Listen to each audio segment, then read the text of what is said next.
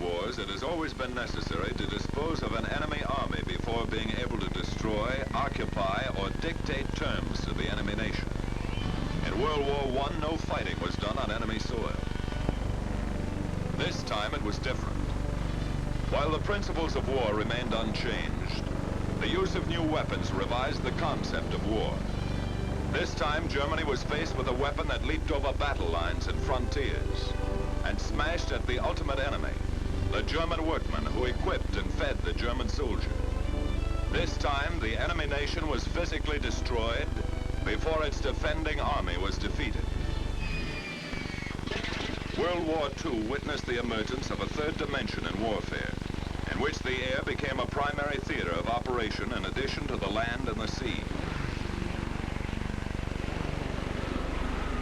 Air power performed a dual role. One function involved direct cooperation with ground and surface forces to defeat the enemy's armies in the field, commonly called the tactical use of air power. The other function involved an independent striking force created to wage air war against the opposing air force and to destroy, as the resultant exploitation of air victory, his resources, industrial capacity, and will to make war.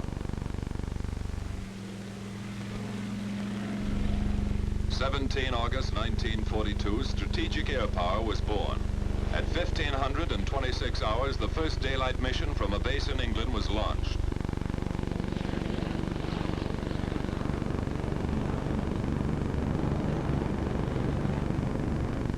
Flying fortresses carrying about 18 tons of bombs destined for railroad marshalling yards at Rouen. This was the initial test of the air offensive by day against the powerful German Air Force. Could strategic bombing be maintained? Would it achieve its objective? The answer roared over Germany just 1 year later to the day. 180 forts on their way to Schweinfurt. 3 months later, 228 forts carried 500 tons of bombs to the same target, bringing strategic air power to an impressive peak in the campaign against German aircraft production. The factories at Schweinfurt produced 52% of the total number of anti-friction bearings manufactured in Germany. This concentration of critical production capacity caused the Allied chiefs of staff to assign a top priority to the target. At this time, the long-range fighter had not been developed. Fighters did not accompany the bombers to the target area. This day saw the proof that the heavy bomber could not effectively defend itself and made the development of the long-range fighter an essential to our strategic bombing success. Wave after wave of enemy fighters attacked the unescorted bombers.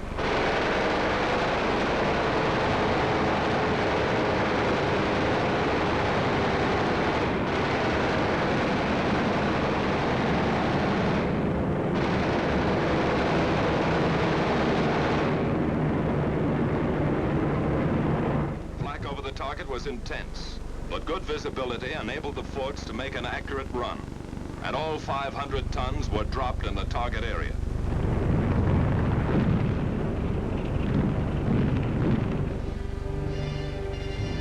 The bombing was very heavy that day. Many buildings were demolished by high explosive bombs. There was much fire from incendiaries. However, our flak batteries and fighters shot down 62 bombers, inflicted major battle damage upon 17 and damage in varying degrees in 121 more. Personnel casualties in the attacking force must have been large. 599 killed and 40 wounded. A costly day. This had been the heaviest single clash between air forces to date. It's estimated that the enemy lost more than 300 fighter aircraft during the operation. But the fact that this impressive effort to break a vital link in the German war economy failed in actuality is by no means the full measure of its impact upon that economy. It was originally planned to destroy this target in one raid, but the then existing size of our Air Force could not sustain the great losses inflicted upon it, and so was prevented from taking advantage of a follow-up attack to destroy the ball-bearing industry. However, the shattering raid of 14 October shocked the Reich officials into immediate action and led directly to the dispersal of industry from Schweinfurt and other centralized districts. This dispersal of industry made possible the success of the Allied air campaign against transportation and communications, which in turn brought the German nation to its knees. The history of United States air power will always honor the bloody summer of 1943. Because of the very heavy losses in personnel and aircraft incurred during the Schweinfurt attacks, penetrations beyond the range of fighters were suspended. It was clear that the success of future strategic campaigns and the invasion of the continent depended upon the elimination of the Luftwaffe. The P-47 was equipped with wing tanks which extended its range 300 to 400 miles. The long-range P-51 fighter, capable of escorting the striking force to and from its objective, put in an appearance toward the end of 1943. After a lull during the fall of 1943, when increased numbers of P-51s were being assembled in the United Kingdom, we were completely equipped to effectively carry out the campaign against German fighter production. Attack against airframes was decided upon because airframes as a target system appeared more accessible. Intelligence with regard to engine production was not as thorough. The Erler plant at Heidelberg, Leipzig, was the office and original factory of the complex making 40% of the Me-109 fighters turned out in Germany. The Erler plant was attacked twice during February 1944 and once 4 months later in June. Attacks also were made against two other plants in the Erler complex, those at Marken and Delitzsch.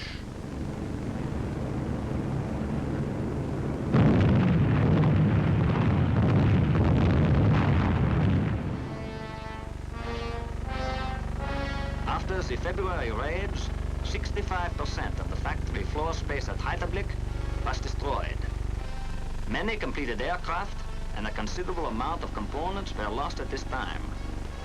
About 450 workers were killed, and many important airline company records were burned. The Germans made no attempt to restore the buildings at Heidelberg. Instead, the undamaged tools were moved to dispersal plants, and an overall decentralization plan for the aircraft industry was put in effect.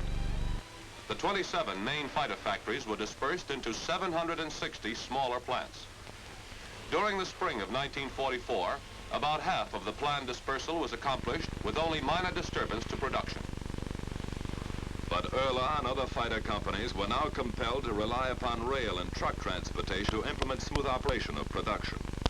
German volatility was beginning to grow.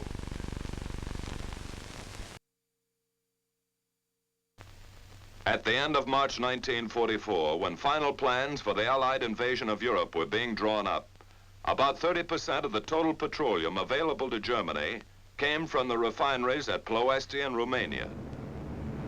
American air power operating from North Africa made a daring but costly attack upon the Romanian refineries.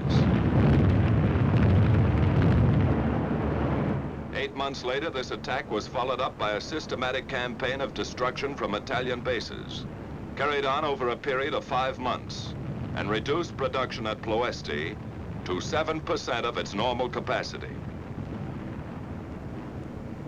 With the loss of Ploesti, the synthetic oil plants in the Ruhr in central Germany and in Hamburg became critical. In May 1944, these were made primary targets. The synthetic oil plant at Leuna was the objective of 22 strategic attacks planned to deny oil to the German armed forces.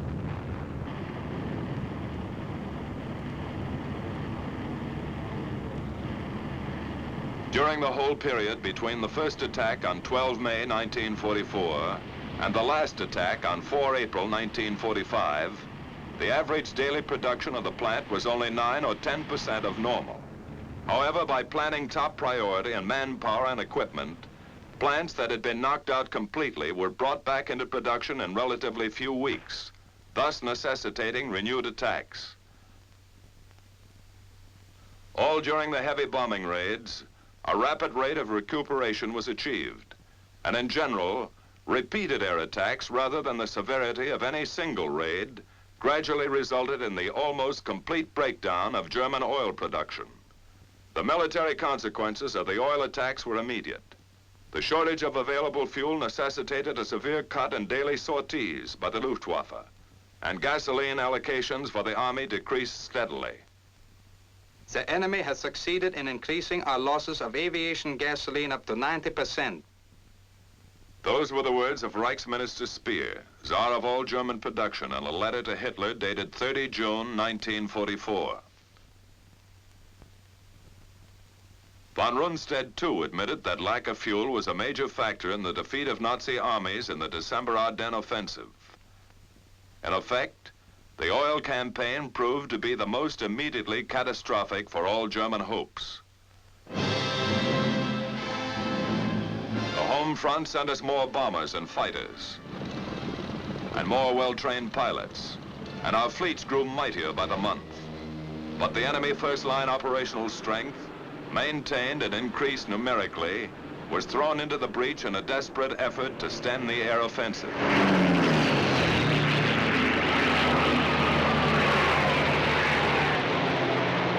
Our fighters were ordered to seek the enemy instead of waiting for him, and above all, to follow him to his destruction. A gigantic fighter battle raged across the European skies, with victories by our fighters alone of 60, 85, and over 100 enemy aircraft destroyed each day. It was a crucial battle, both sides fighting hard, with air domination itself at stake.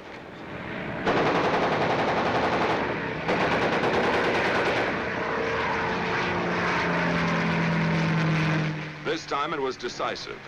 The Luftwaffe disappeared from the skies, and the day arrived when a huge bomber mission with full fighter escort flew a round trip to Berlin without challenge by a single enemy fighter.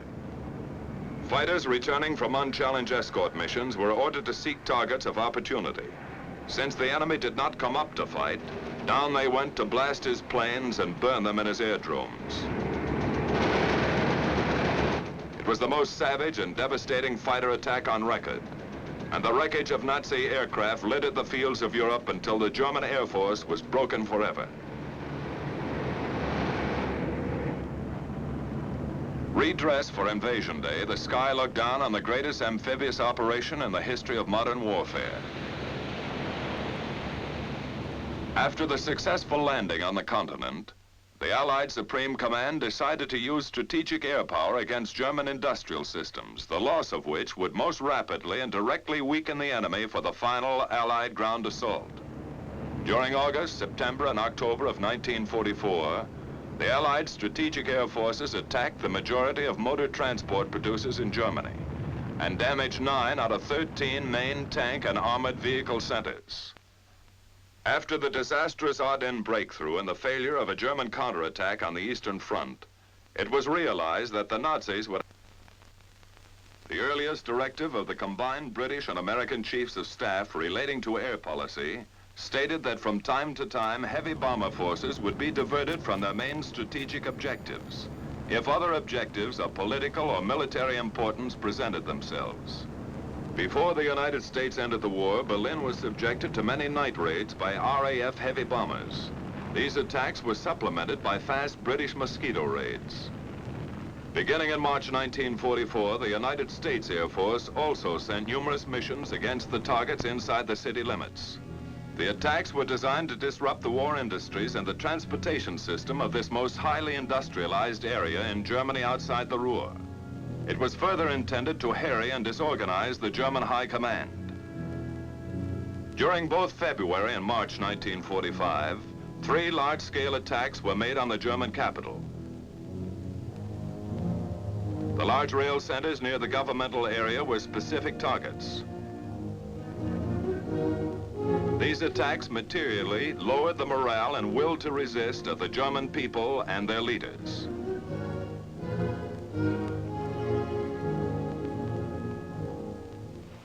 Transportation is the lifeline of war economy and the vital factor in mobility of military forces. German rail transportation was becoming particularly vital as the results of strategic bombing forced the widespread dispersal of production facilities. During March, April, and May of 1944, strikes were made against French marshalling yards in preparation for the coming invasion. In the middle of February 1945, a plan was worked out which called for the destruction of all railroad workings in the Ruhr and surrounding areas. On 22 and 23 February 1945, Allied air operation Clarion was carried out against all small and medium rail points in Germany by more than 7,000 aircraft from all the American and British air forces. This resulted in the saturation of repair capabilities of the German rail system and precipitated a general disorganization of transport. Allied heavy bombers continued to strike at marshalling yards. Gießen was bombed in spite of bad weather, with devastating results to both the link between the Ruhr and southern Germany and the rail connection between the Koblenz area of the Rhineland and Leipzig and Berlin. The cumulative effects of concentrated pounding of rail systems caused unbelievable disruption to production of all war materials at the widely dispersed factories of the Reich. The efforts to thwart the Allied strategic forces of centralized targets now caused the final complete breakdown of the German war economy.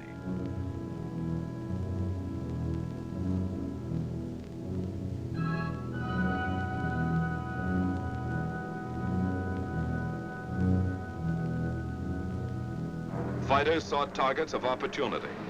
Anything and everything that moved on the German earth was either bombed or strafed. It was only a matter of time.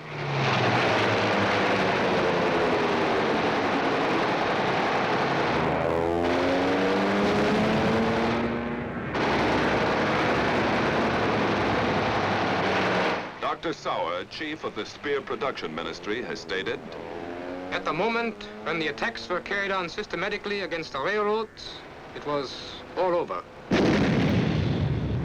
Field Marshal von Rundstedt. The dislocation of Germany's railroad system by air attack is one of the principal reasons for the loss of the war. Reichsmarshal Goering. Attacks on marshalling yards were most effective. Low-flying planes had terror effect and caused great damage to our communications. The success of the invasion was made possible by Allied air power. Without the United States Air Forces, the war would still be going on elsewhere, but not on German soil.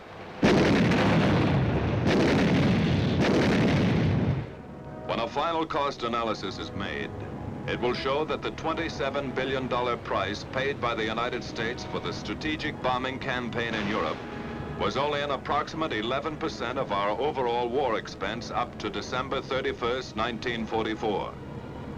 Of all the war's varied and titanic investments, there was surely no sounder one than this, if war investments can ever be calculated on a simple dollar and cents basis.